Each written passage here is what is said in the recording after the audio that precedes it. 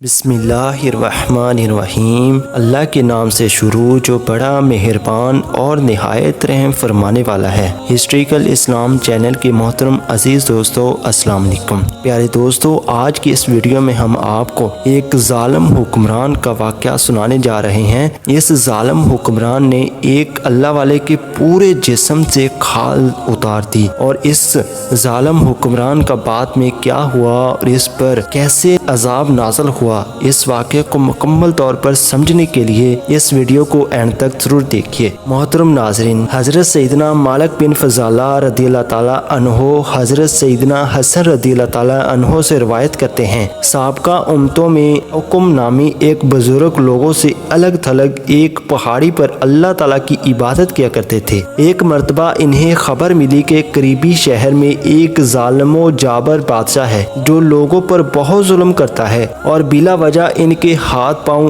ناک اور کان وغیرہ کاٹ ڈالتا ہے۔ جب آپ رحمۃ اللہ علیہ کو یہ اطلاع ملی تو آپ رحمۃ اللہ علیہ کے اندر نیکی کی دعوت دینے اور برائی سے منع کرنے کا عظیم جذبہ شدت سے ابھرا، اور اپنے آپ سے کہنے لگے، مجھ پر یہ لازم ہے کہ میں اس ظالم کو اللہ تعالیٰ سے ڈرنے کی تلقین کروں اور اسے عذاب الہی سے ڈراؤں۔ آپ کے اس عظیم جذبے کے تحت پہاڑ سے اترے اور اس ظالم حکمران کے پاس پہنچ کر اس سے بڑے ہی جرأت مند انداز میں فرمایا، تو اللہ تعالیٰ سے ڈرو۔ وہ بدبخت و ظالم بادشاہ آگ بگولا ہو گیا، بڑے متکبر انداز میں گستاخانہ جملے بکتے ہوئے اس بزرگ سے کہنے لگا، اے کتے، تیرے جیسا کوئی حقیر شخص مجھے اللہ تعالیٰ سے ڈرنے کا حکم دے رہا ہے، میں تجھے اس گستاخی کی ضرور سزا دوں گا، اور تجھے ایسی سزا دوں گا کہ آج تک دنیا میں ایسی سزا کسی کو نہیں دی گئی ہوگی۔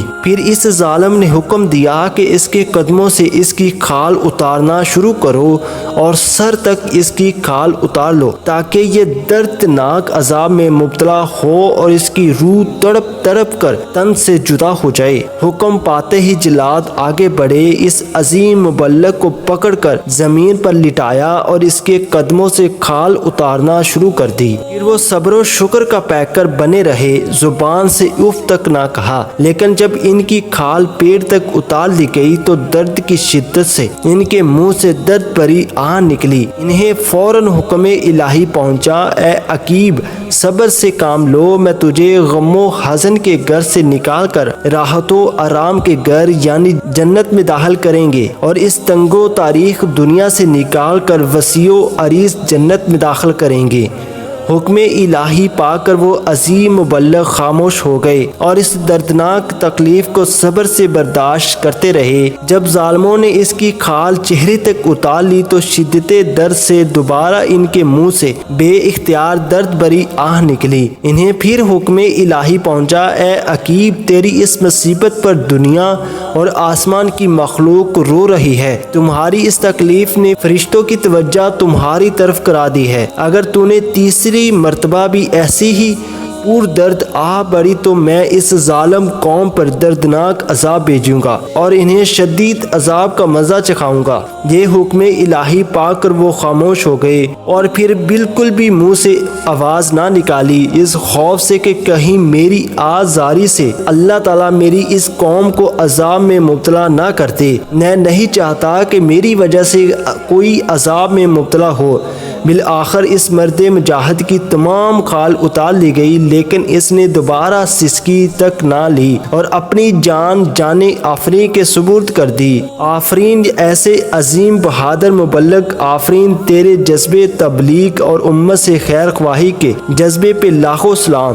تم نے نیکی کی دعوت کی خاطر کتنی شدید تکلیف برداشت کی، اور تو نے اس کے سامنے حق بات کہہ کر جہاد اکبر کیا، پھر امت کی خیر خواہی کی خاطر شدید تکلیف کے باوجود اف تک نہ کہا اور جان دے دی۔ اے مرد و مجاہد، تیری ان پاکیزہ خصلتوں پر ہماری ہزاروں جانیں قربان ہو، اللہ تعالیٰ تجھے ہماری طرف سے اچھی جزاؤ عطا فرمائے اور تیرے صدقے ہمیں بھی نیکی کی دعوت عام کرنے کی توفیق عطا فرمائے، خیر خواہی امت کا عظیم جذبہ ہمیں بھی عطا فرمائے اور ہر وقت سنتوں کی تبلیغ کی سعادت عطا فرمائے۔ پیارے دوستو، اسی طرح ایک اور واقعہ آپ کو سنائیں گے۔ پیارے دوستو، حضرت سیدنا محمد بن ابو عبداللہ خزائی رحمۃ اللہ علیہ فرماتے ہیں، شام کے رہنے والے ایک شخص نے مجھے بتایا کہ ایک مرتبہ میں ویران پہاڑیوں میں پہنچا۔ وہ ایسی جگہ تھی کہ لوگ ایسی جگہوں کی طرف کم ہی آتے ہیں۔ وہاں میں نے ایک بوڑھے شخص کو دیکھا جس کی بھویں بھی سفید ہو چکی تھی اور گردن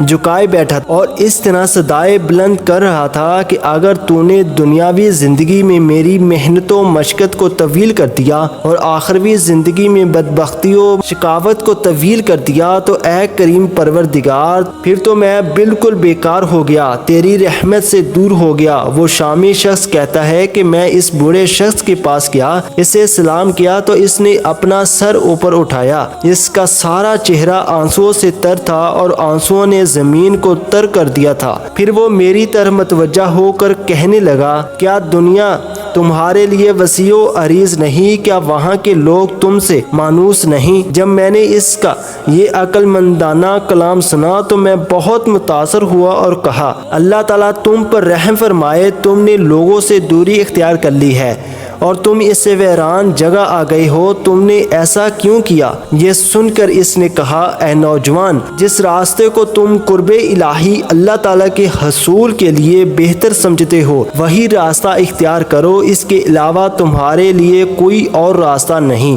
میں نے پوچھا، تم کہاں سے کھاتے ہو؟ کہاں مجھے کھانے کی کم ہی حاجت پڑتی ہے، بہرحال جب مجھے بہت زیادہ بھوک محسوس ہوتی ہے تو درختوں کے پتے اور گھاس وغیرہ کھا کر گزارا کر لیتا ہوں۔ میں نے کہا، اے بزرگ، اگر چاہو تو میں تمہیں اس ویران جگہ سے نکال کر سرسبز و شاداب اب جگہ لے چلتا ہوں۔ یہ سن کر اس نے روتے ہوئے کہا، پہاڑی اور سرسبز و شاداب علاقوں میں اس وقت رہنا بہتر ہے جب اللہ تعالیٰ کی فرما برداری کی جائے۔ اب میں بوڑھا ہو چکا ہوں اور مرنے کے قریب ہوں، نہ اب مجھے لوگوں کے پاس جانے کی حاجت ہے اور نہ ہی سرسبز و شاداب علاقوں میں جانے کی تمنا ہے۔ اللہ تعالیٰ کی ان پر رحمت ہو اور ان کے صدقے ہماری مغفرت ہو، آمین ثم آمین۔